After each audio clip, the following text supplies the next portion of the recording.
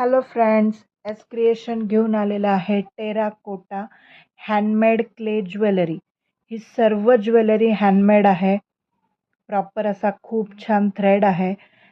तुम्हाला 8 inch 10 inch किती लांब रुंद ठेवायचा यासाठी क्लेचाच बनवलेला खूप सुंदर असा गोंडा आहे।